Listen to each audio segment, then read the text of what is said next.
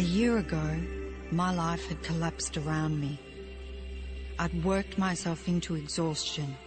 My father died suddenly, and my relationships were in turmoil.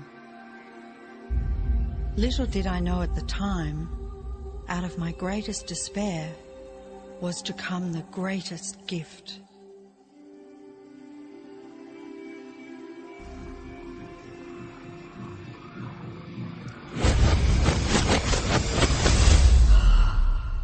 I'd been given a glimpse of a great secret.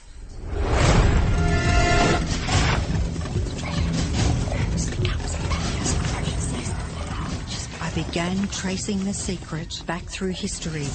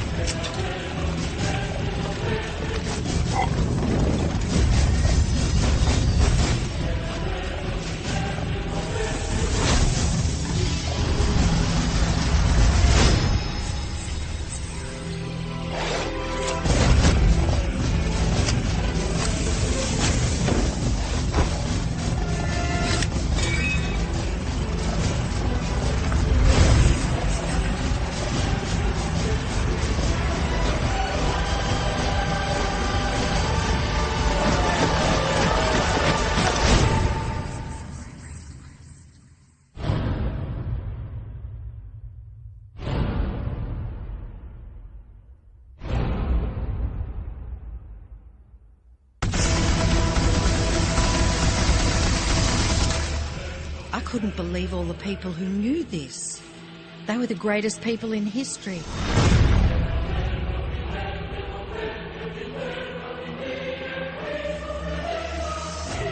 Why doesn't anyone know this? All I wanted to do was share the secret with the world. I began searching for people alive today who know the secret. One by one, they began to emerge.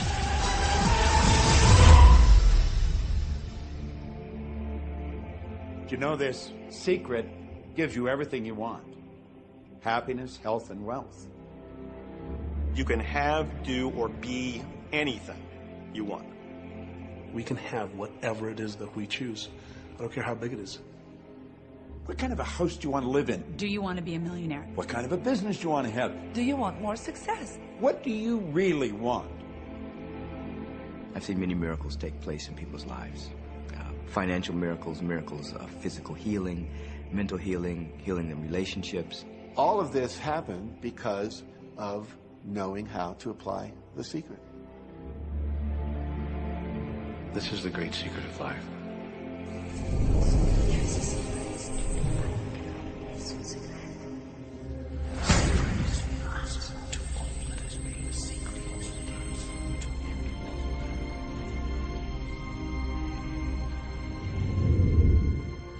You've probably been sitting there wondering, what is the secret? I'll tell you how I have come to understand it. We all work with one infinite power. We all guide ourselves by exactly the same laws. The natural laws of the universe are so precise that we don't even have any difficulty building spaceships. We can send people to the moon, and we can time the landing with the precision of a fraction of a second. I don't care if you're in India, if you're in Australia, New Zealand, Stockholm, or London, or Toronto, or Montreal, or New York. We're all working with one power, one law. It's attraction. The secret is the law of attraction. Everything that's coming into your life, you are attracting into your life. And it's attracted to you by virtue of the images you're holding in your mind. It's what you're thinking. You see, whatever is going on in your mind, you are attracting to you. Now, wise people have always known that. You can go right back to the ancient Babylonians. They've always known this. It's a small, select group of people. Why do you think that 1% of the population earns around 96% of all the money that's being earned? Do you think that's an accident? It's no accident. It's designed that way. They understand something. They understand the secret. And you are being introduced to the secret. The simplest way for me to look at the law of attraction is if I think of myself as a magnet, and I know that a magnet will attract to it. Very basically put, the law of attraction says that like attracts like. But we're really talking at a level of thought. Our job as humans is to hold on to the thoughts of what we want, make it absolute clear in our minds what we want, and from that we start to invoke one of the greatest laws in the universe, and that's the law of attraction. You become what you think about most, but you also attract what you think about most. If you see it in here, you're going to hold it here. And that principle can be summed up in 3 simple words. Thoughts become things. What most people don't understand is a thought has a frequency. Every thought has a frequency. We can measure a thought. And so if you're thinking that thought over and over and over again, or if you're imagining in your mind, okay, having that brand new car, having the money that you need, building that company, finding your soulmate, if you imagine what that looks like, you're emitting that frequency on a consistent basis. Thoughts are sending out that magnetic signal that is drawing the parallel back to you. See yourself living in abundance, and you will attract it. It always works. It works every time with every person. Here's the problem. Most people are thinking about what they don't want, and they're wondering why it shows up over and over and over again. The law of attraction doesn't care whether you perceive something to be good or bad, or whether you don't want it or whether you do want it. It's responding to your thoughts. So if you're sitting there looking at a mountain of debt, feeling terrible about it, that's the signal you're putting out into the universe. Wow, I feel really bad because of all this debt I've got. You're just affirming it to yourself. You feel it on every level of your being. That's what you're going to get more of.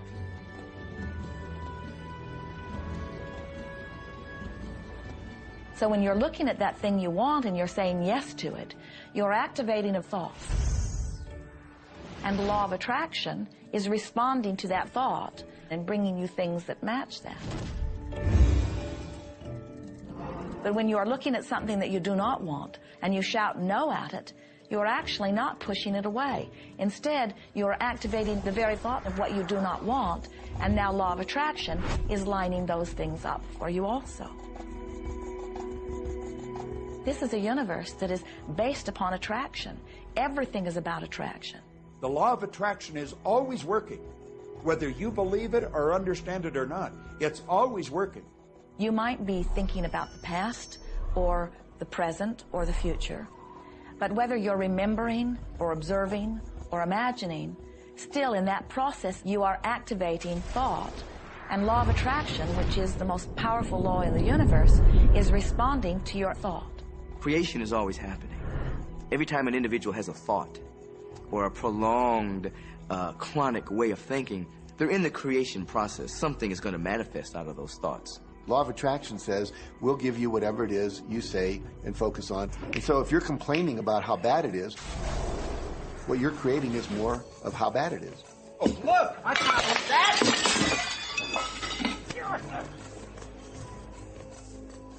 I had a student named Robert. Robert was a gay man, and he was taking an online course I have, part of which entails email access to me. And he outlined all of the grim realities of his life. In his job, all the people ganged up on him.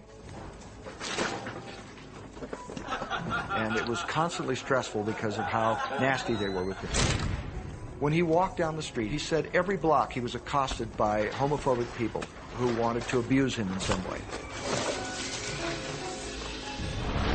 He was wanting to become a stand-up comedian. And when he went out and did a stand-up comedy job, everybody heckled him about being gay. And his whole life was one of a lot of unhappiness and misery And it all focused around this idea of being attacked because he was gay. I began to teach him that he was focusing on what he did not want. I directed him back to his email that he sent me and said, read it again. Look at all the things you do not want that you're telling me about. And I can tell you're very passionate about this. When you focus on something with a lot of passion, it makes it happen even faster. And then he really started taking this thing about focusing on what you want to heart. And he began really trying it. What happened within the next 6 to 8 weeks was absolutely a miracle. He said that all the people in his office that had been harassing him either transferred to another department, quit working at the company, or started totally leaving him alone, and he began to love his job. He noticed that when he was walking down the street that nobody came up to him and harassed him anymore. They just weren't there. I'm a very, very gay man. When he went and did his stand-up comedy routines, he started getting standing ovations and nobody was heckling him. His whole life changed because he changed from focusing on what he did not want, what he was afraid of, what he wanted to avoid, to focusing on what he did want. So we may be very positive in our outlook and orientation, and we tend to attract positive people and positive events and circumstances. We may be very negative in our orientation or very angry, in which case we tend to attract negative, angry people and negative, angry circumstances. And so you end up attracting to you the predominant thoughts that you're holding in your awareness, whether those thoughts are conscious or whether they're unconscious. That's the rub. If you look very carefully when it comes to the secret and the power of our mind and the power of our intention in our daily lives, it's all around us. All we got to do is open our eyes and look. You see law of attraction evidenced in your society when you see that the one who speaks most of illness has it. When you see that the one who speaks most of prosperity has it. Law of attraction is evident everywhere around you, if you are understanding what it is. It has to do with you being a magnet, attracting thought, attracting people, attracting events, attracting lifestyle. Indeed, everything that you bring into your experience, you bring because of this powerful law of attraction. I mean, I'm not talking to you from the point of view of just wishful thinking or imaginary craziness. I'm talking to you from a deeper, basic understanding. Quantum physics really begins to point to this discovery. It says that you can't have a universe without mind entering into it, that the mind is actually shaping the very thing that is being perceived. Now, if you don't understand it, doesn't mean you should reject it. You don't understand electricity, probably. First of all, no one even knows what electricity is, and yet you enjoy the benefits of it. Do you know how it works? I don't know how it works, but I do know this, that you can cook a man's dinner with electricity, and you can also cook the man. People oftentimes, when they begin to understand the great secret, become frightened of all of these negative thoughts that they have. Two things they need to be aware of. One, it has been proven now scientifically that an affirmative thought is hundreds of times more powerful than a negative thought. So that eliminates a degree of worry right there. You live in a reality where there is this buffer of time, and truly that serves you. You're really not wanting to be in an environment where your thoughts manifest immediately.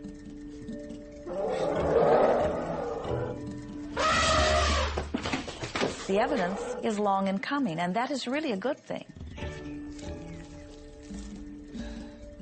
So you want to become aware of your thoughts, you want to choose your thoughts carefully, and you want to have fun with this, because you are the masterpiece of your own life. You are the Michelangelo of your own life. The David that you are sculpting is you, and you do it with your thoughts. The leaders in the past who had the secret wanted to keep the power and not share the power. So they kept people ignorant of the secret. People went to work, they did their job, they came home. They were on a treadmill with no power because the secret was kept in the few. We live in a universe in which there are laws. Just as there's a law of gravity, if you fall off a building, it doesn't matter whether you're a good person or a bad person, you're going to hit the ground.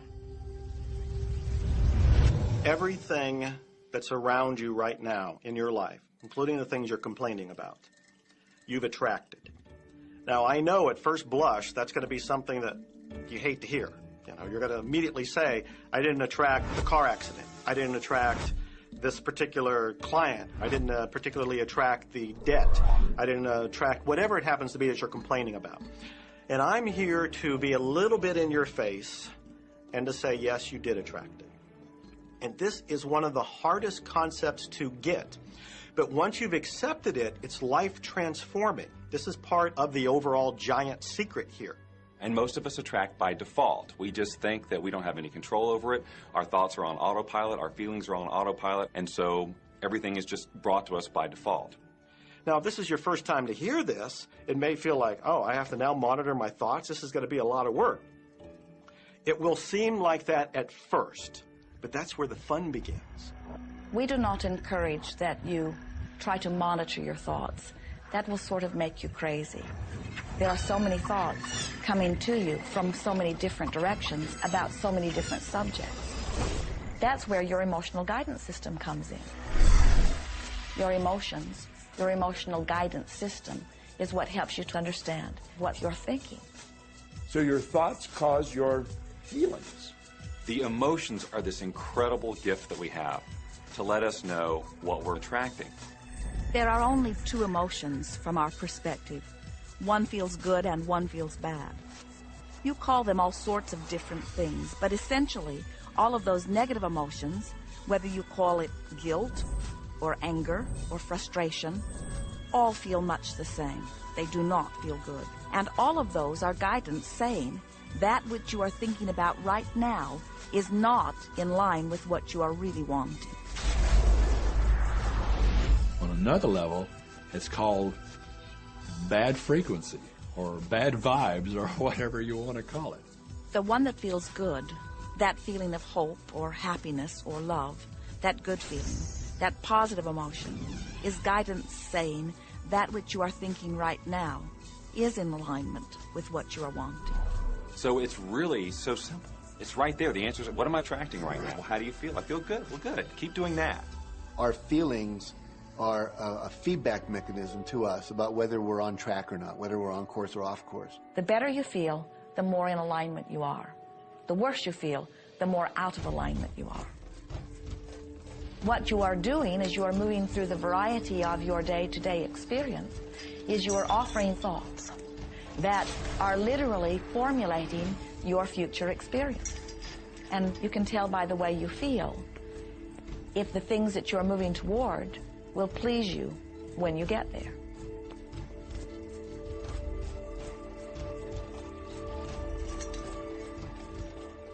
Whatever it is you're feeling is a perfect reflection of what is in the process of becoming.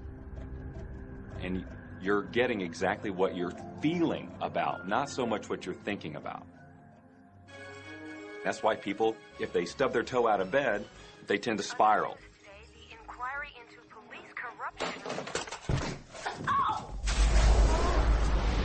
The whole day goes like that, you know.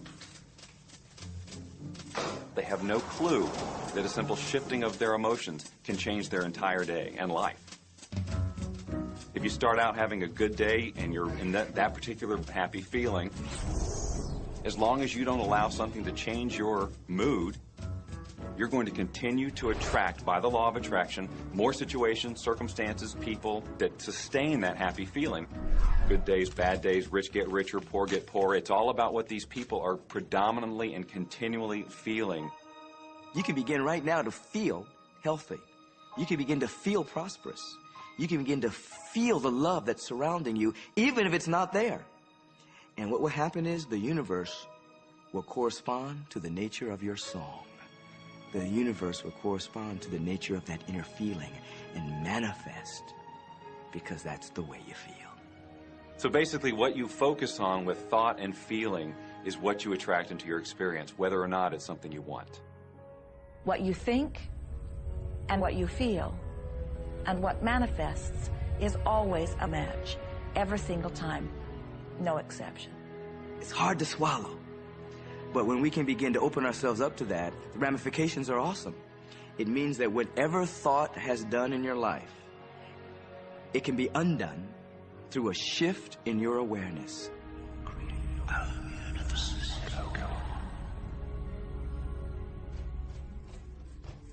It's really important that you feel good, because this feeling good is what goes out as a signal into the universe and starts to attract more of itself to you.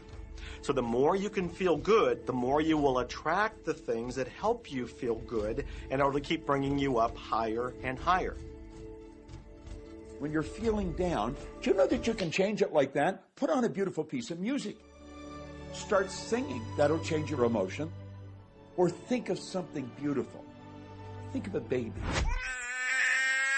Maybe one you love. And dwell on it. Really keep that thought in your mind. Block everything out but that thought. I guarantee you'll start to feel good. This principle applies to your family pet, for instance, which I believe are wonderful because they put you in a great emotional state. When you feel love for your pet, that's a great state of love. It's going to bring goodness into your life.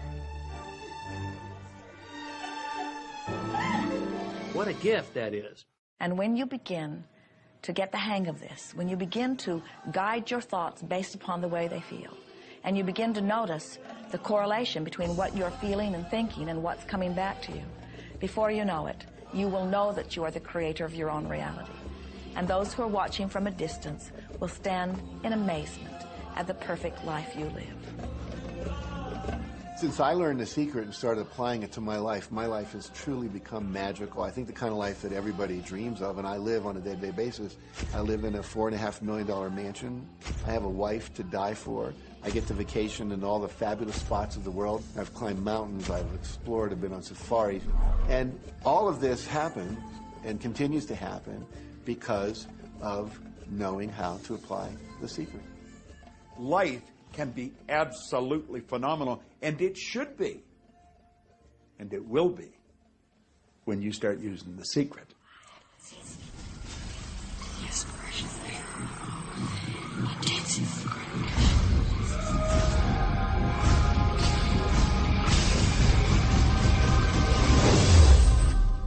Well, a lot of people ask me what their job is in the creative process and what the job of the universe is. So let's look at that for a moment. Let's use this metaphor. If you think about Aladdin and his lamp, you've probably heard of that one. I mean, Aladdin picks up the lamp, and he dusts it off, and out pops the genie.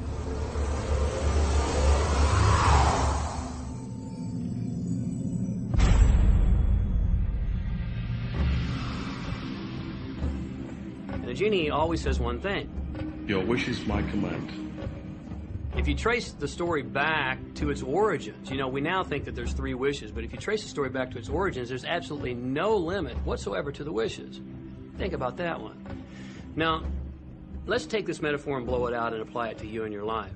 Remember, Aladdin is the one who always asks for what he wants. Then you've got the universe at large, which is this grand genie, and traditions, you know, have called it so many different things. Your holy guardian angel, your higher self. I mean, we could put any label on it, and you choose the one that works best for you. But every tradition has told us there's something bigger than us. And the genie always says one thing. Your wish is my command. So we like to say to you that the creative process is a 3-step process. Step 1 is you must ask for what you want. You do not need to use words to ask. In fact, the universe is not even hearing words from you. The universe is responding completely to your thought.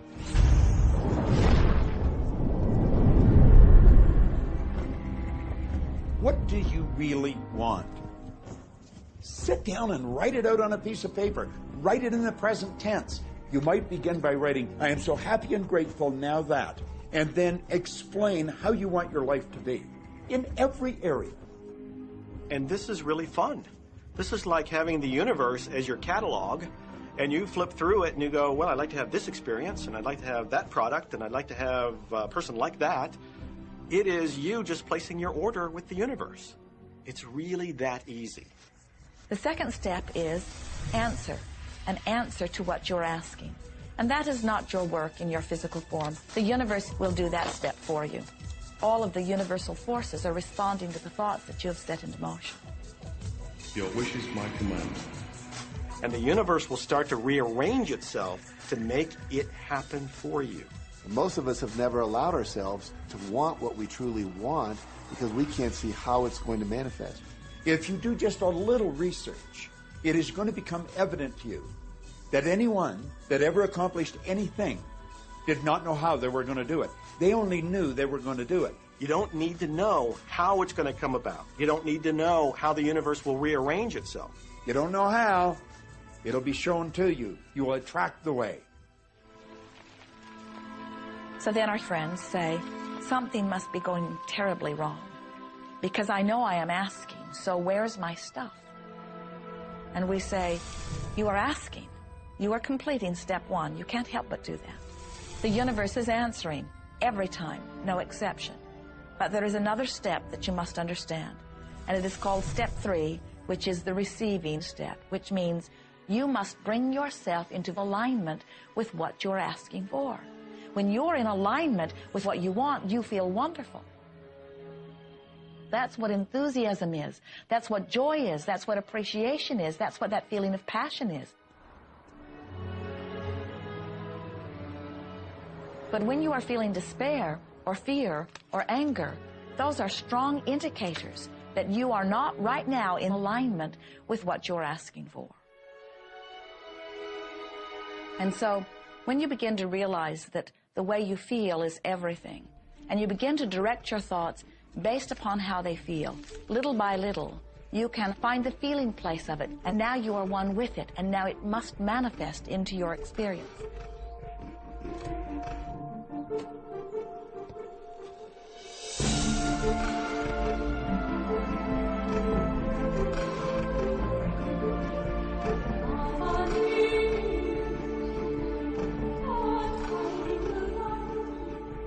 And when you turn that fantasy into a fact, you're in the position to build bigger and better fantasies.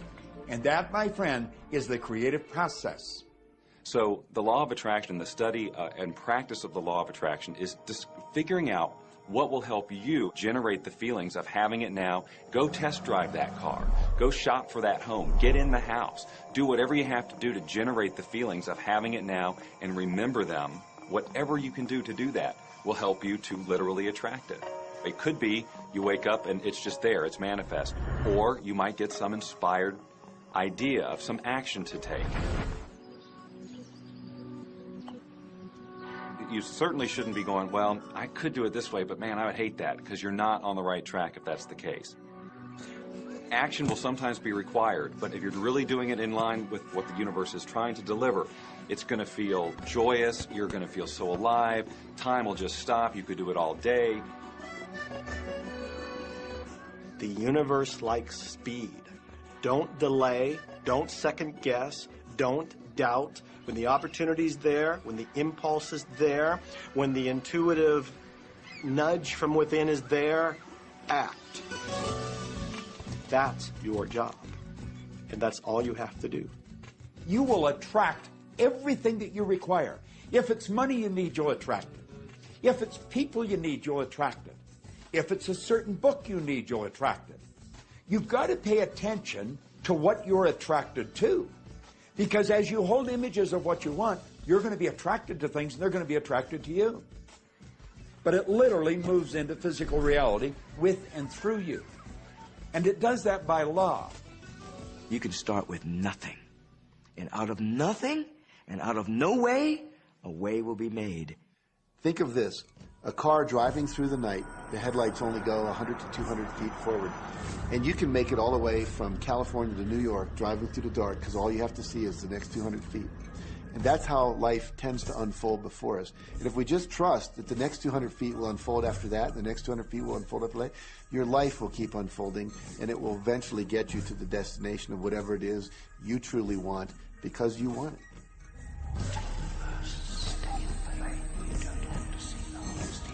Just take the first step. Well, another thing people wonder about is how long is this going to take? How long will it take to manifest the car, the relationship, the money, whatever it happens to be? Well, I don't have any rule book that says it's going to take you 30 minutes or 3 days or 30 days. I think it's more a matter of you being in alignment with the universe itself. Size it's nothing to the universe. It is no more difficult to attract on a scientific level something that we consider huge to something that we consider infinitesimally small. The universe does everything it does with zero effort.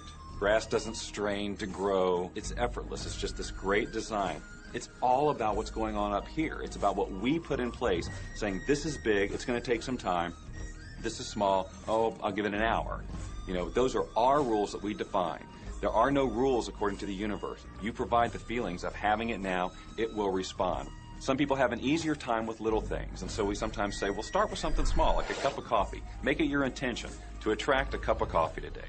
Hold an image of talking to an old friend that you haven't seen for a long time. Somehow or another, somebody's going to start talking to you about that person. That person's going to phone you, or you'll get a letter from them. People are amazed how that I line up car parks, and I've done this right from when I first understood the secret. And I would visualize a car space exactly where I want it, and 95% of the time it would be there for me, and I'd just pull straight in. 5% of the time I'd have to wait just a minute or two, and the person would pull out and I'd pull in. So I do that all the time.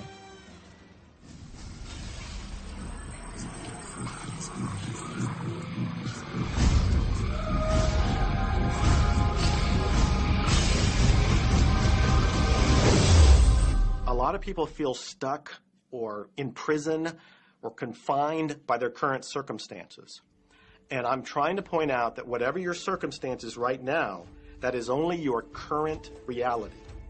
And current reality will begin to change as a result of watching this and beginning to use the secret. But sometimes it feels like you're stuck because you continue to think the same thoughts over and over again.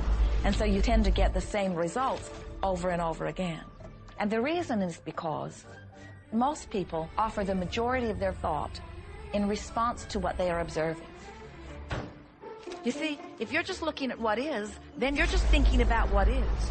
And when you think about what is, law of attraction gives you more of it.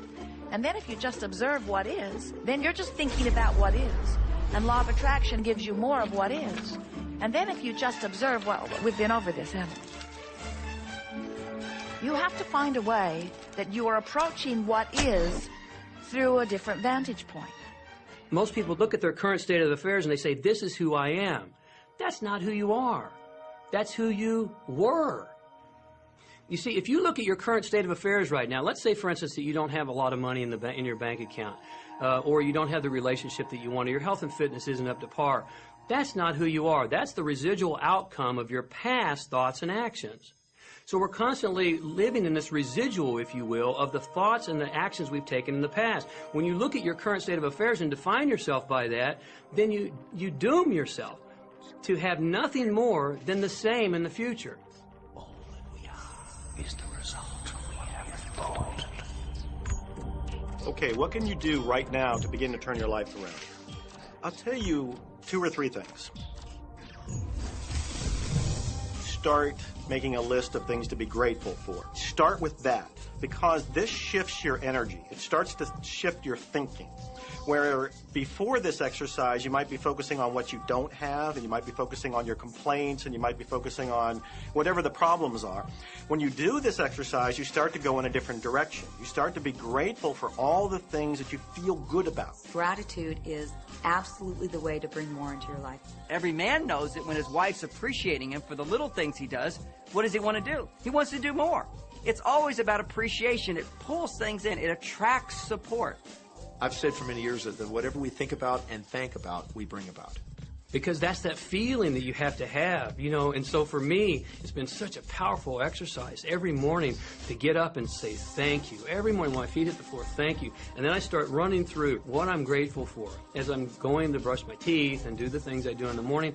And I'm not just thinking about them and doing some rote routine, but I'm putting it out there and I'm feeling the feelings of gratitude.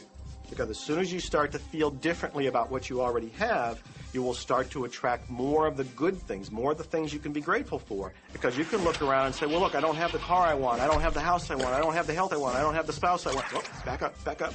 Those are all the things you don't want. Focus on what you already have that you're grateful for. And it might be you have the eyes to watch this. It might be the clothes that you have. Yes, you might prefer something else, and you might get something else pretty soon if you start feeling grateful for what you have.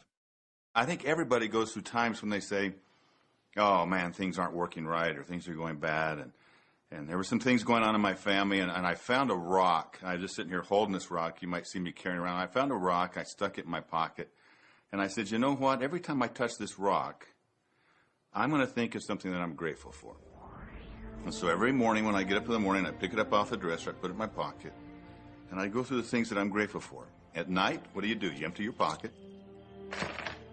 and there it is again.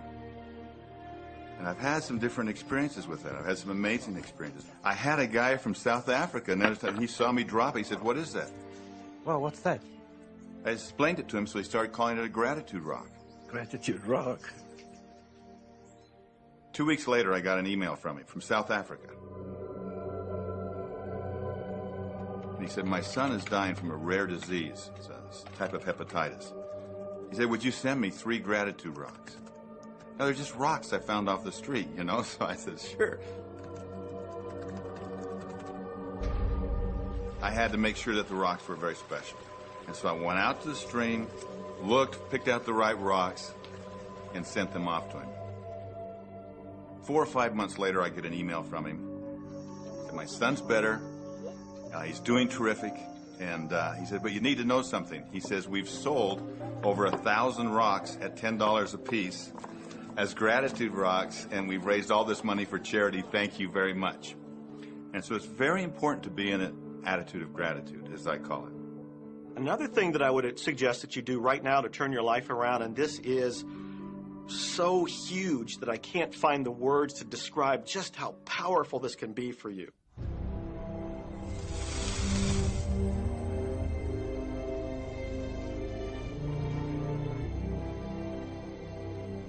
I took the visualization process from the Apollo program and instituted it during the 1980s and 90s into the Olympic program. And it was called visual motor rehearsal. When you visualize, then you materialize. And the interesting thing about the mind is we took Olympic athletes and then hooked them up to sophisticated biofeedback equipment and had them run their event only in their mind. Incredibly, the same muscles fired in the same sequence when they were running the race in their mind as when they were running it on the track. How could this be? Because the mind can't distinguish whether you're really doing it or whether it's just a practice. I think if you've been there in the mind, you'll go there in the body.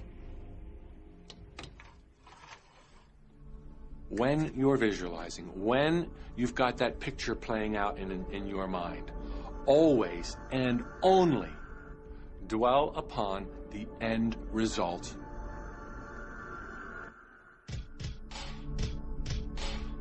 Here's an example. Look at the back of your hands right now.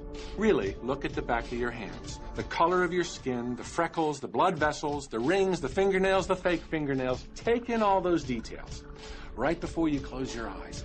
And then see those hands, your fingers, wrapping around the steering wheel of your brand new car.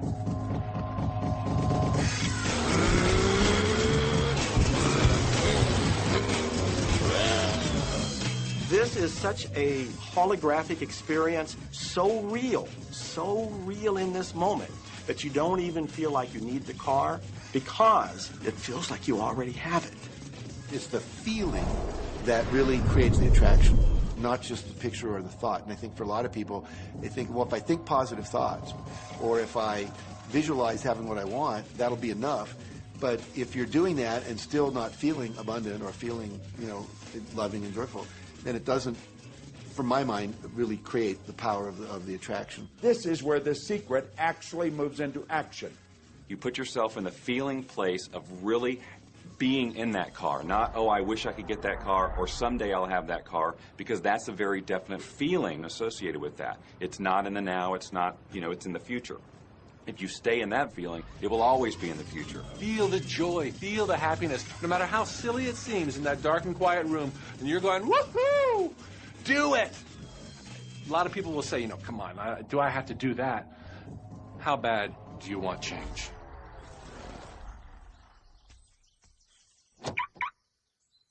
Now that feeling and that inner seeing will begin to be an open doorway through which the power of the universe will begin to express. What power I cannot say.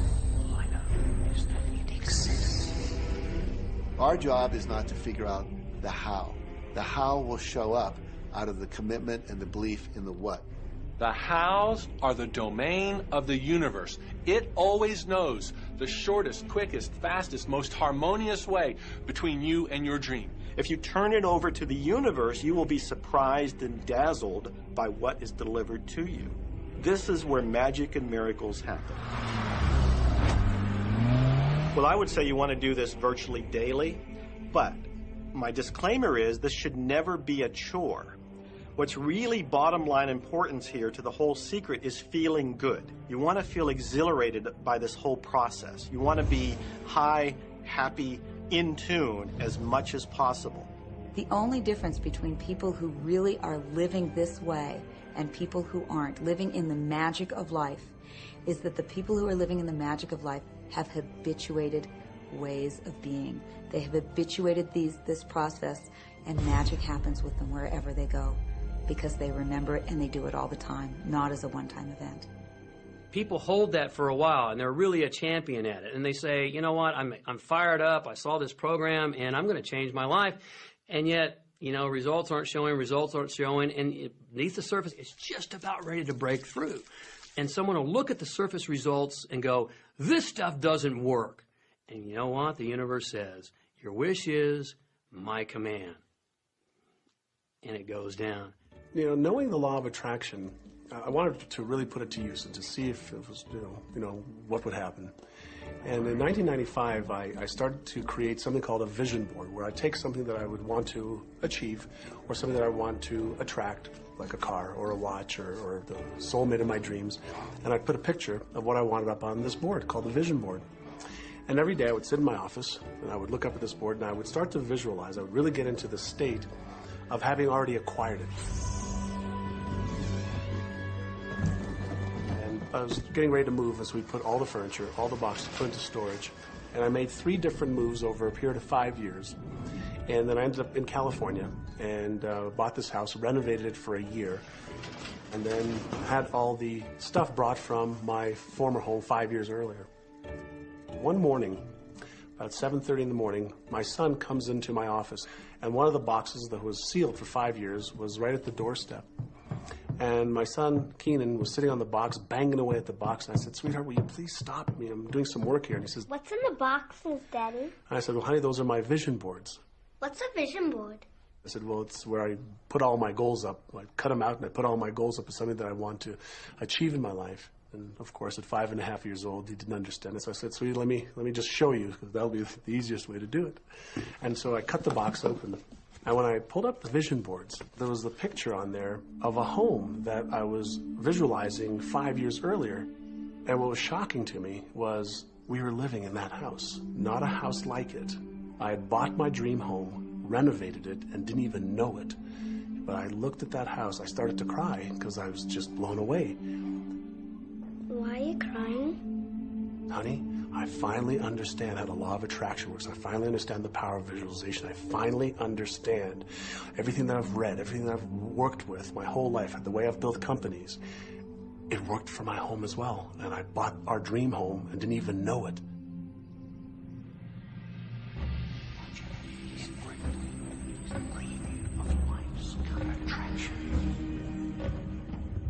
Decide what you want. Believe you can have it. Believe you deserve it. Believe it's possible for you. And then close your eyes every day for several minutes and visualize having what you already want and feeling the feelings of already having it. Come out of that and focus on what you're grateful for already. And really enjoy it, okay?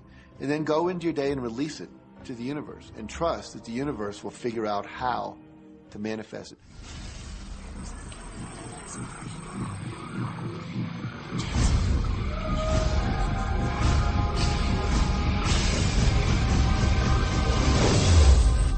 No, The Secret was definitely a real transformation for me because I grew up in a family where my dad was very negative, thought that rich people were people that had ripped everyone off, thought that anyone who had money, must have deceived somebody.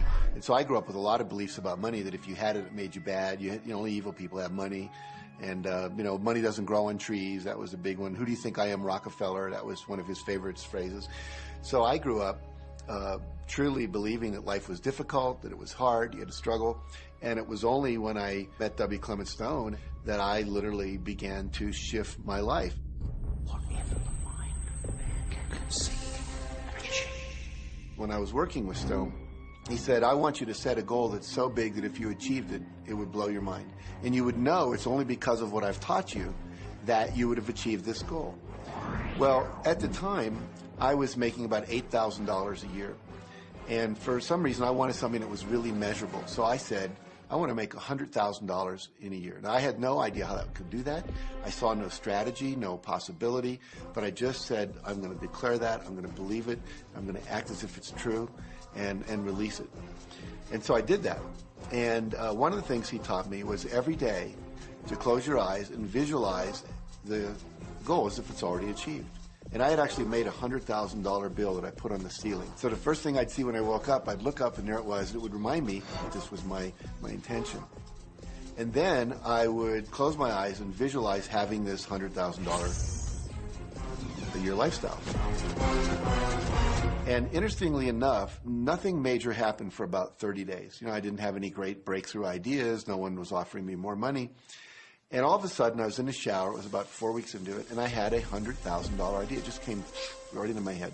I had a book I had written, and I said, if I could sell 400,000 copies of my book at $0.25 each, that would be $100,000. Now, the book was there, but I never had this thought. And one of the secrets, I think, is that when you have inspired thought, you have to trust it, and you have to act on it. Now, I didn't know how to do that. I didn't know how I was going to sell 400,000 copies. We'd never done that. And then I saw the National Enquirer at the supermarket. I had seen that millions of times, and it was just background. And all of a sudden, it jumped out of me as foreground, and I thought, wow, if readers knew about my book, certainly 400,000 people would go out and buy it. And about 6 weeks later, I gave a talk at Hunter College in New York to 600 teachers, and this lady comes up at the end and she says, that was a great talk. I'd like to interview you. Let me give you my card. And I said, who do you write for? I'm a freelancer, but I sell most of my stuff to the National Enquirer. And I had this little theme from the Twilight Zone went off in my head. You're like, whoa, this stuff's really working. So that article came out, and our book sales started to take off. But the point I want to make is that I was attracting into my life all these different events, including this person. And to make a long story short, I did not make $100,000 that year. We made $92,327. But do you think we were like depressed and going, this doesn't work? No, we were going, whoa, this is amazing. And so my wife said to me, wow, if it works for 100,000, you think it'll work for $1 million? And I said, I don't know. I think so. Let's try it. My publisher actually wrote me a check as a royalty check for our first Chicken Soup for the Soul book. And he actually put a smiley face in his signature because it was the first $1 million check he'd ever written. And so I know from my own experience, because I wanted to test it, does this secret really work? And when we put it to the test, it absolutely worked. And now I live my life from that every single day. Well, I can just imagine what a lot of people that are watching this are thinking. And that is, how can I attract more money into my life? How can I get more of the green stuff? How can I get more wealth and prosperity? How can I, when I love my job, deal with the credit card debt that I have? And the realization that maybe there's a ceiling on the money that can come in because it's coming to me through my job. How can I bring in more? Intend it. This goes back to one of the things we've been talking about throughout the whole secret. Your job is to declare what you would like to have from the catalog of the universe. Well, if cash is one of them, say how much you would like to have. I would like to have $25,000 unexpected income within the next 30 days. or whatever it happens to be. It should be believable for you. Most people have a goal of getting out of debt. That'll keep you in debt forever. Whatever you're thinking about, you will attract. You'll say, but it's get out of debt. I don't care if it's get out or get in. If you're thinking debt, you're attracting debt. Set up an automatic debt repayment program and then start to focus on prosperity. So many times people say to me, well, I'd like to double my income in the next year. But then you look at their actions and they're not doing the things that are going to make that happen. And they'll turn right around and go, well, I can't afford that. Okay, guess what? Your wish is my command. As you are fussing about not having enough money, as you are talking to your friend about not having enough money, as you are feeling unhappy about not having enough money, you are actually activating within yourself or continuing the activation of a thought that is very different from the desire that you have launched. What it just comes down to is you just can't want more money and focus upon not enough. When I first understood the secret, I was getting bills. Every day I'd get a bunch of bills in the mail. And I thought, how do I turn this around? The law of attraction states that what you focus on, you will get. So I got a bank statement. I whited out the total and I put a new total in there. I put exactly how much I wanted to see in the bank. So I thought, what if I just visualize checks coming in the mail? So I just visualize a bunch of checks coming in the mail. Within just 1 month, things started to change. And it is amazing. Today, I just get checks in the mail. I get a few bills, but I get more checks than bills. I grew up on you have to work hard for money, you have to work hard for money. And so I replaced that with money comes easily and frequently. Now, in the beginning, it feels like a lie, right? There was a part of your brain that will say, oh, you liar, it's hard. So you have to know it's this little tennis match that will go on for a while. When it comes to creating wealth, wealth is a mindset. It's all about how you think. I'd say 80% of my coaching that I do one-on-one with folks is about their psychology and the way they think. And I know when people are listening, they say, oh, well, you can do it, I can't.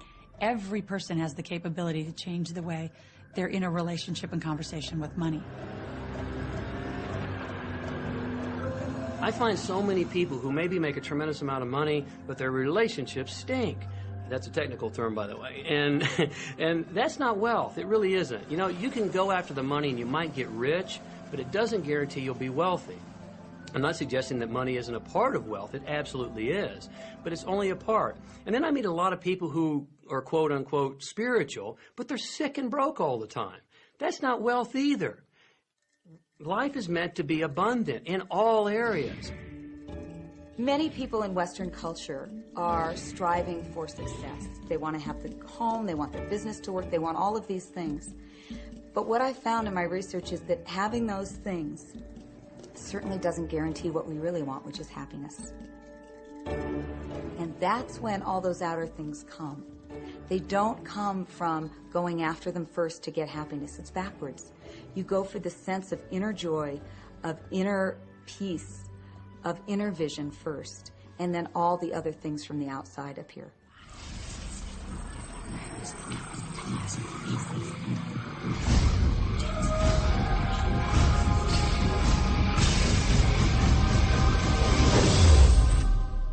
The secret means for me actually that we are creators of our universe, and that every wish of what we want to create will manifest in our life. Therefore, it's very important what you wish, what your thoughts are, what your feelings are, because it will manifest. Now, one day I went into somebody's home, and he was an art director of a very famous film producer. And in every corner, he had this beautiful image of a woman, a naked woman dressed with a fabric, kind of doing this, kind of saying, oh, I don't look at you, I don't see you, And I said, I think you have trouble in your romance. Are you a clairvoyant or something? No, but look, 7 places you have exactly that woman. But I love that kind of painting. I painted it myself. That's even worse, I said, because you put all your creation and your creativity in it. Now, he's this gorgeous-looking man. He has all these actresses around him because that's the work he does. He doesn't get romance. I said, what do you want? Well, I want to date 3 women a week. Okay, paint yourself with 3 women and hang it in every corner.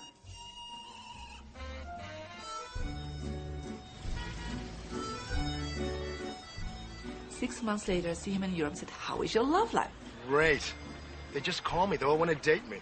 Because that's your wish. Now I have like 3 dates a week. They're fighting over me. Good on you. But I really want to stabilize a little bit. I want marriage, and I want romance. Well, paint it, okay? So he painted a beautiful romantic relationship. And a year later, he got married and is very happy. Because he put another wish out. But he wished it in himself for years, but it did not happen. Because his wish could not manifest because the outer level of himself, his house, was just contradicting himself all the time. So if you know this knowledge, you should start playing with it. Inside relationships, it's important to first understand who's coming into the relationship. And I don't mean about your partner, I mean about you.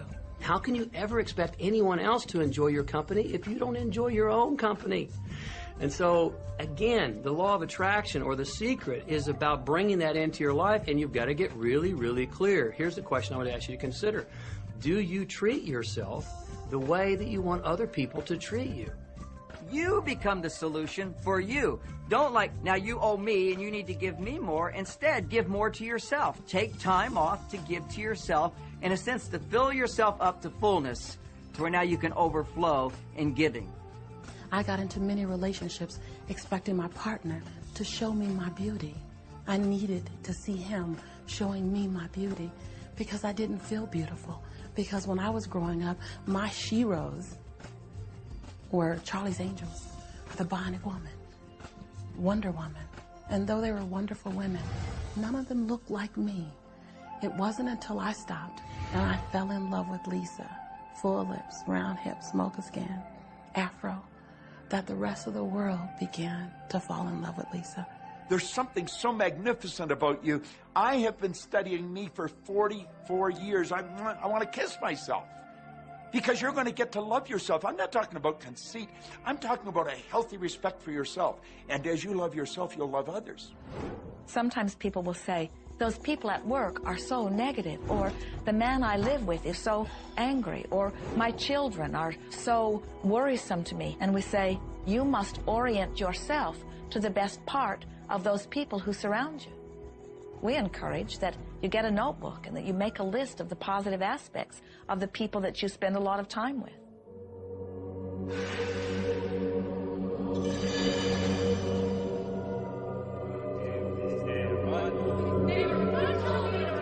There could be someone that you have a terrible experience with, a terrible relationship with. And in the privacy of your own mind, and with quite a bit of work, we will admit, as you focus upon things that you like most, those people will become that mostly to you. And even though you cannot create in their reality, if they are in a mood or an attitude that doesn't match the mood or attitude that you have about them, they'll zig while you zag. Law of attraction will not put you in the same space together. Your frequencies don't match up. If you knew your potential to feel good, you would ask no one to be different so that you can feel good. You would free yourself of all of that cumbersome impossibility of needing to control the world or control your mate or control your child. You are the only one who creates your reality. For no one else can think for you. No one else can do it. It is only you. Every bit of it you.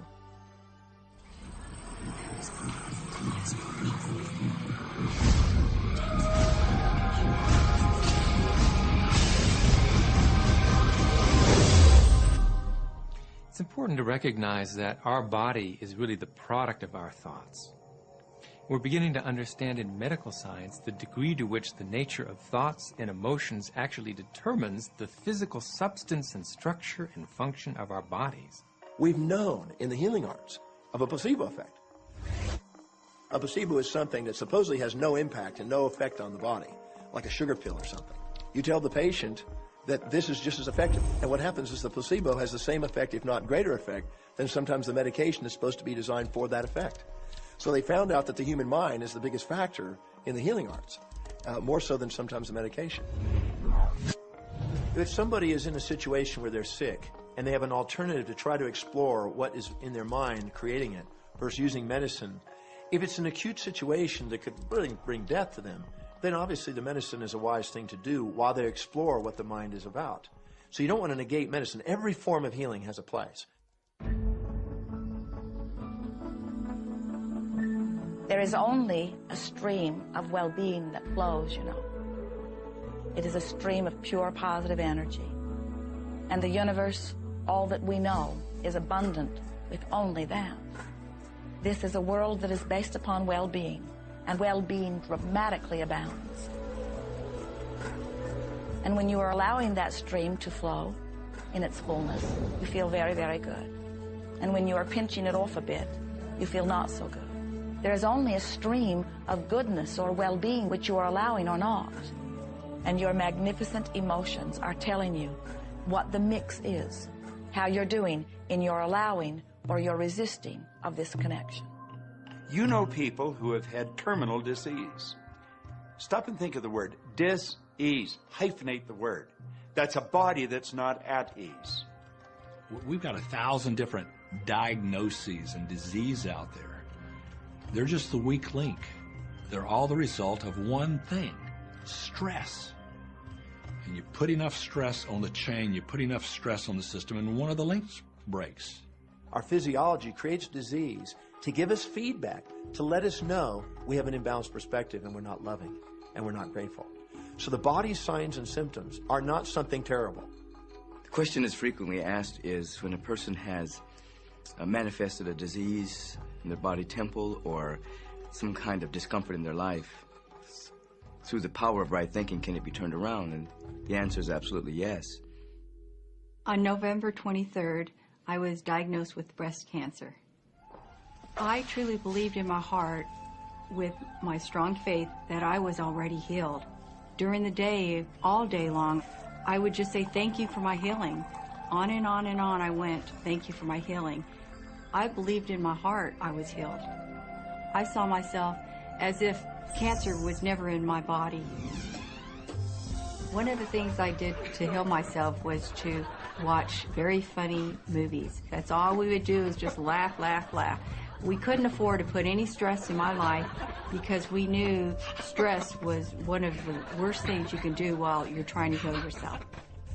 From the time I was diagnosed, which was November 23rd, to the time I was healed totally was approximately 3 months. And that's without radiation and chemotherapy. Well, we come with a basic program. It's called self-healing. You get a wound, it grows back together. You get a bacterial infection, the immune system comes and takes care of those bacteria and heals it up. The immune system is made to heal itself. Dis-ease cannot live in a body that's in a healthy emotional state. Your body is casting off millions of cells every second, and it's creating millions of new cells. In fact, literally, parts of our body are replaced every day. Other parts take a few months, other parts a couple of years. But within a few years, we have a brand new physical body. If you have a disease and you're focusing on it and you're talking to people about it, you're going to create more diseased cells. See yourself living in a perfectly healthy body. Let the doctor look after the disease. Can you feel the difference between having painful arthritis in your hips and feeling fearful about it, or having painful arthritis in your hips and feeling hopeful about it? The difference between fearful and hopeful is the difference between recovery or not. Happier thoughts lead to essentially a happier biochemistry, a happier, healthier body. Negative thoughts, stress, have been shown to seriously degrade the body and the functioning of the brain, because it's our thoughts and emotions that are continuously reassembling, reorganizing, recreating our body. Remove physiological stress from the body, and the body does what it was designed to do. It heals itself. I've seen kidneys regenerated. I've seen cancer dissolved. I've seen eyesight improve and come back. I always say that incurable means curable from within. You can change your life and you can heal yourself.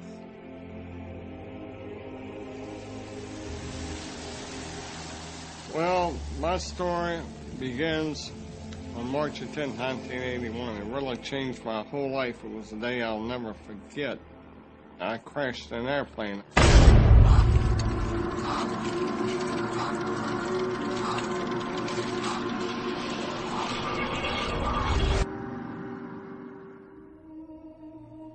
I ended up in the hospital completely paralyzed. My spinal cord was crushed. I broke the first and second cervical vertebrae.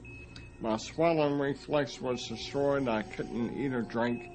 My diaphragm was destroyed. I couldn't breathe. All I could do was blink my eyes. The doctors, of course, said all my life I'd be a vegetable. All I'd do is blink my eyes the rest of my life. That's the picture they saw of me, but it didn't matter what they thought. The main thing was what I thought.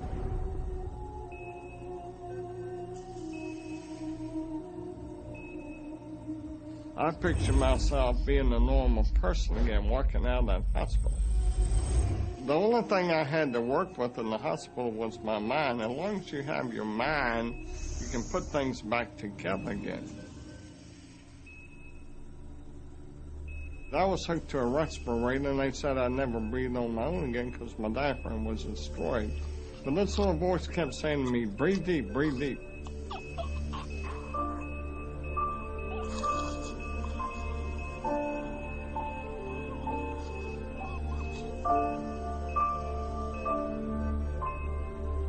Finally, I was weaned from it. They were at a loss for an explanation. See, I could not afford to allow anything to come in my mind that would distract me from my goal and from my vision.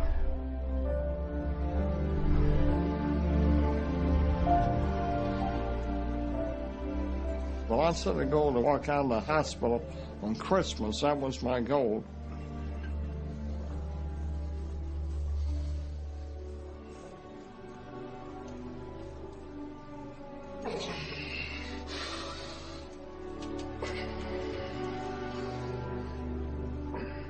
Eight months later, I walked out of the hospital on my own 2 feet. They said it couldn't be done. That's a day I will never forget. For people that are sitting out there right now watching this program that are hurting, if I wanted to sum up my life and sum up for people what they can do in life, I would sum it up this way in 6 words. Man becomes what he thinks about.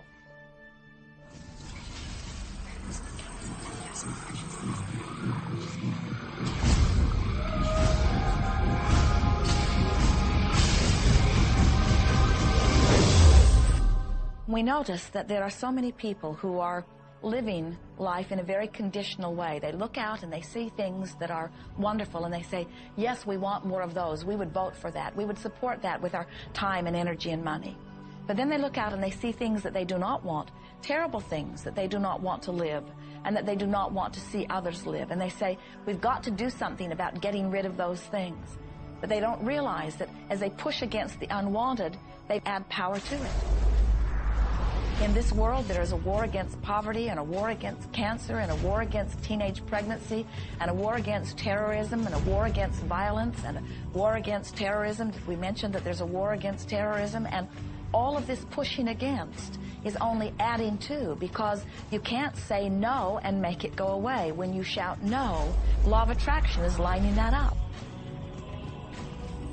The reason that what you resist persists is because if you're resisting something, you're saying, no, I don't want this thing because it makes me feel this way, the way I'm feeling right now. So you're just putting out this really strong emotion of, wow, I really don't like this feeling, and it's there, and it just comes racing towards you. You know, the anti-war movement creates more war. The anti-drug movement has actually created more drugs because we're focusing on what we don't want, drugs. People will say, well, shouldn't I focus upon that? That is true. And we say, that is like saying, because someone gave their attention to something they did not want long enough that now it is manifested, I should do it too. And we say, we don't really understand that reasoning. Mother Teresa was brilliant. She said, I will never attend an anti-war rally. If you have a peace rally, invite me. You know, she knew. She understood the secret. I mean, look what she manifested in the world. So if you're anti-war, be pro-peace. If you're anti-hunger, be pro people having more than enough to eat. If you're anti a particular politician, be pro his opponent. Often elections are tipped in the favor of the person that people are really against because he's getting all the energy and all the focus. You want to focus on what you want, not what you don't want. It's okay to notice what you don't want because that gives you contrast to say, well, this is what I do want. But the fact is that the more you talk about what you don't want or talk about how bad it is, read about all of that all the time, and then say, oh, how terrible it is, well, you're creating more of that. You know, so many times people say to me, well, James, I have to be informed. Maybe you have to be informed, but you don't have to be inundated. Learn to become still and to take your attention away from what you don't want and all the emotional charge around it and place the attention on what you wish to experience. I always say when the voice and the vision on the inside become more profound and more clear and loud than the opinions on the outside, you've mastered your life. You are not here to try to get the world to be just as you want it to be. You are here to create the world around you that you choose, while you allow the world as others choose it to be, to exist also.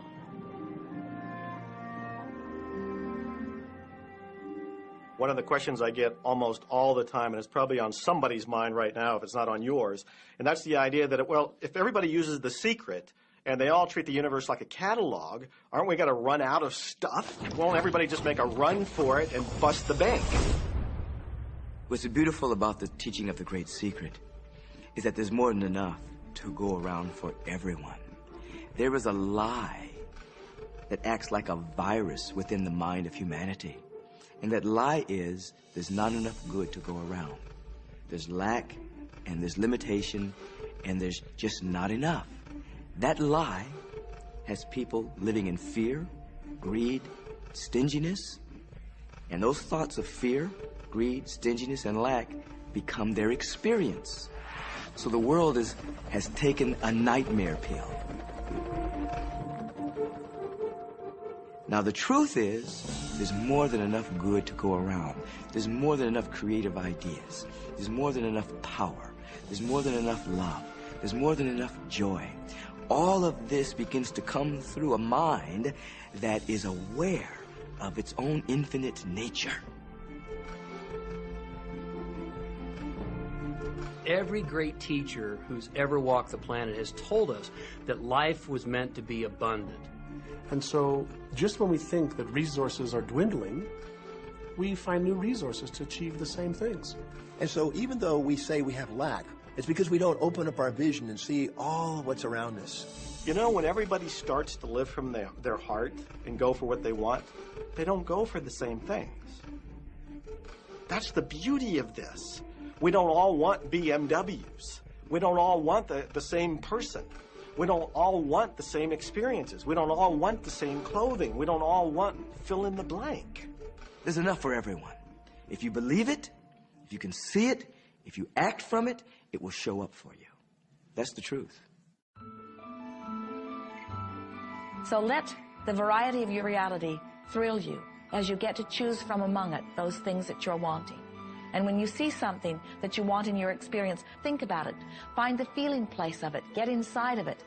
Talk about it and write it down. Write a script about it. Make it your reality by becoming a match to it. And when you see those things that you're not wanting in your experience, do not talk about them. Don't write about them. Don't join groups that worry about them. Don't push against them. Do your best to ignore them. Remove your attention from the things that you do not want, while you give your undivided attention to the things that you do want. Most of the leaders in the past missed the great part of the secret, which is empowering and sharing with others. This is the best time to have ever been alive in history. It's the first time we've ever had the power to gain knowledge at our fingertips.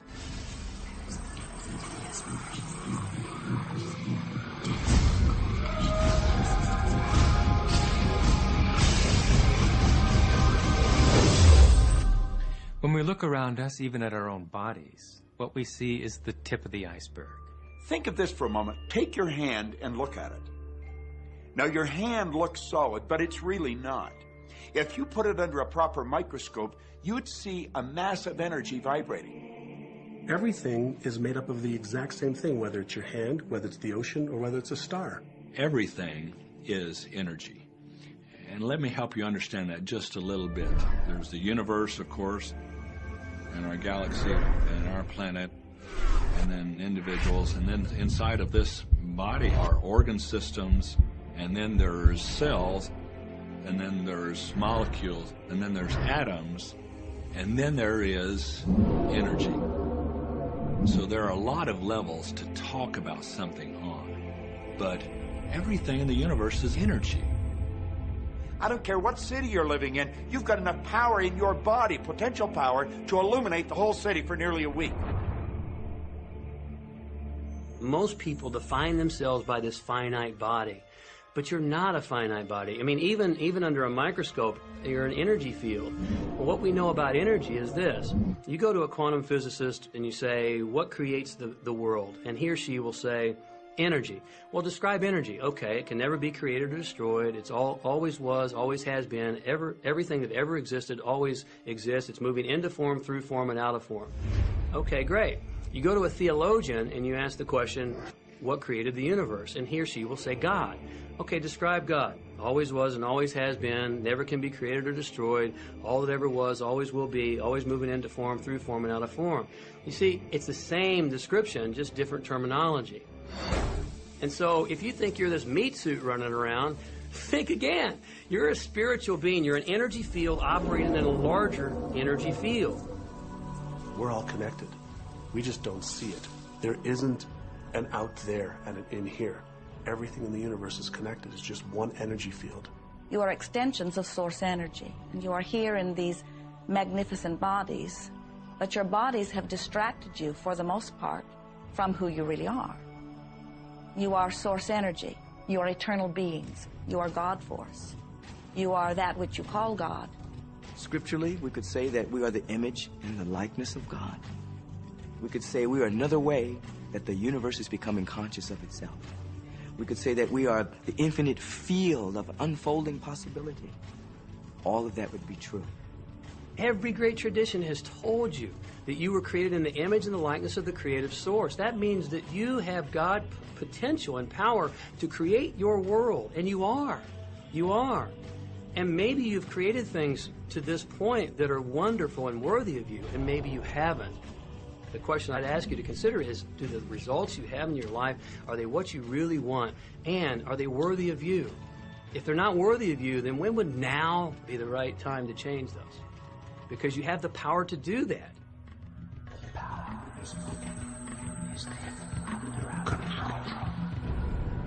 You know, a lot of people feel like they're victims in life, and they'll often point to past events, perhaps growing up with an abusive parent or in a dysfunctional family. And I would add as a parenthesis here that most psychologists believe that about 85% of families are dysfunctional. So it's like all of a sudden you're not so unique.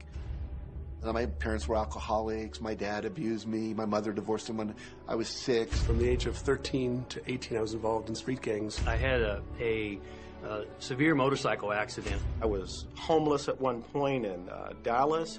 I lived in poverty for 15 years in Houston. When I was a child, I had learning difficulties, and I was considered learning disabled, and I was told I would never read, write, or communicate, never amount to anything, not go very far in life.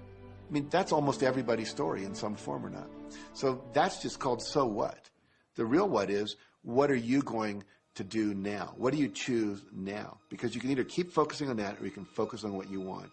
And when people start focusing on what they want, what they don't want falls away. And that part expands and the other part disappears. We are wanting you to come to the place where you're beginning to offer your thought deliberately, where you're guiding your thoughts on purpose, where you are the creator of your own experience because you are the manager of your own thought. The beautiful thing about the law of attraction is that you can begin where you are, and you can begin to think, real thinking, and you can begin to generate within yourself a feeling tone of harmony and happiness. The law will begin to respond to that. So now you start to have different beliefs, like there is more than enough in the universe, or you have the belief that everything goes right for me. Or you have the belief that I'm not getting older, I'm getting younger. We can create it the way we want it by using the law of attraction. And you can break yourself free from your hereditary patterns, cultural codes, social beliefs, and prove once and for all that the power within you is greater than the power that's in the world. Some of you may be thinking, well, that's very nice, but I can't do that, or she won't let me do that, or he'll never let me do that, or I haven't got enough money to do that, or I'm not strong enough to do that, or I'm not rich enough to do that, I'm not. Every single I'm not is a creation. Whether you can or you can't, you are right. Are there any limits to this? Absolutely not. We are unlimited beings. We have no ceiling. The capabilities and the talents and the gifts and the power that is within every single individual on this planet is unlimited.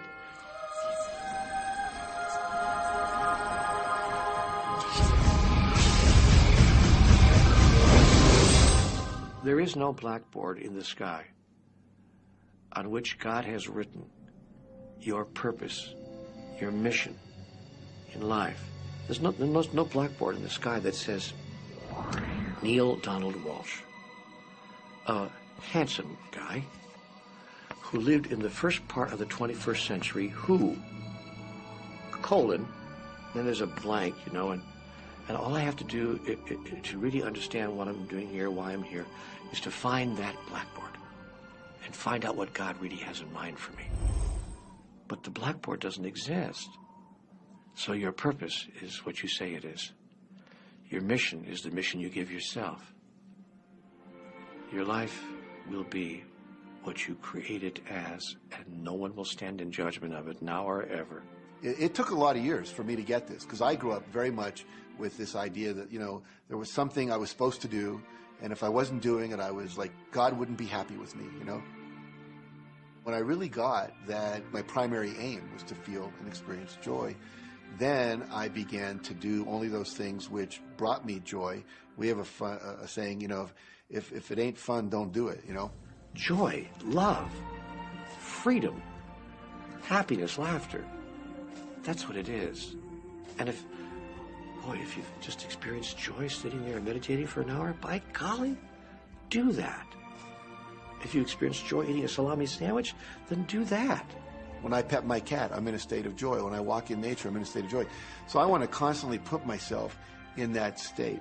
And when I do that, then all I have to do is have the intention of what I want, and what I want manifest. So inner happiness actually is the fuel of success. Anything that makes you feel good is always going to be drawing in more. You are listening to this right now. It's you that drew this into your life. It's your choice whether you want to take it and utilize it. If it feels good, if it doesn't feel good, then you know, let it go. Find something that feels good, that resonates with your heart.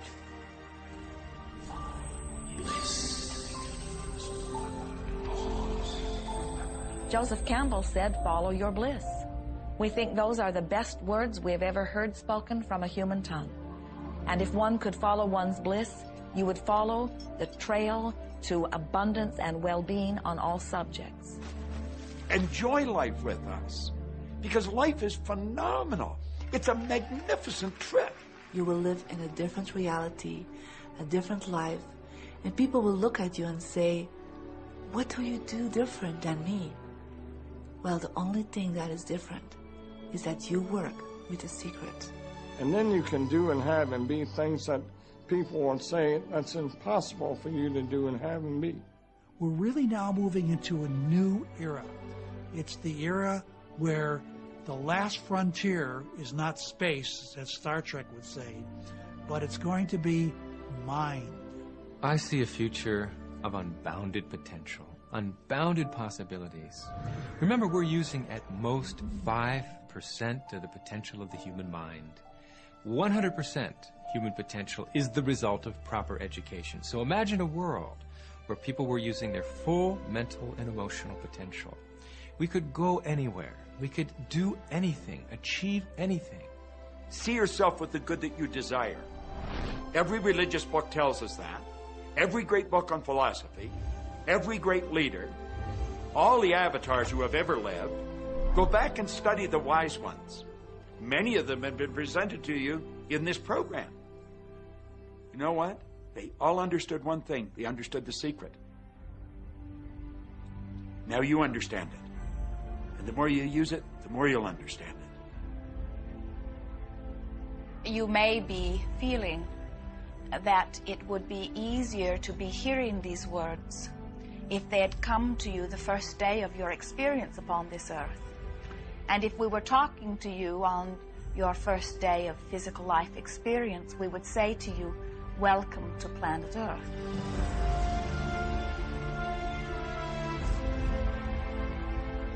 There is nothing that you cannot be or do or have. You are a magnificent creator, and you are here by your powerful and deliberate wanting to be here. Go forth, giving thought to what you are wanting, attracting life experience to help you decide what you want, and once you have decided, giving thought only unto that. Most of your time will be spent collecting data that will help you decide what it is you want. But your real work is to decide what you want and then to focus upon it. For it is through focusing upon what you want that you will attract it. That is the process of creating. I believe that you're great, that there's something magnificent about you. Regardless of what has happened to you in your life, regardless of how young or how old you think you might be, the moment you begin to think properly, there's something that is within you, there's power within you that's greater than the world, it will begin to emerge. It will take over your life. It will feed you. It will clothe you. It will guide you, protect you, direct you, sustain your very existence if you let it. Now that is what I know for sure.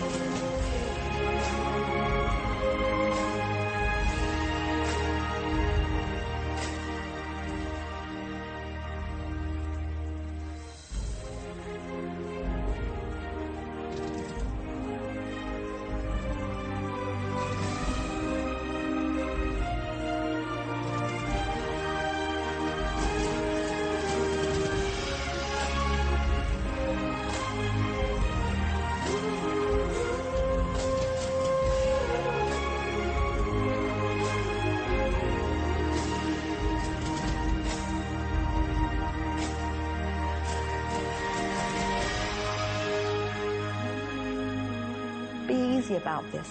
Have fun with it. There is nothing you are supposed to do, only that which you want to do.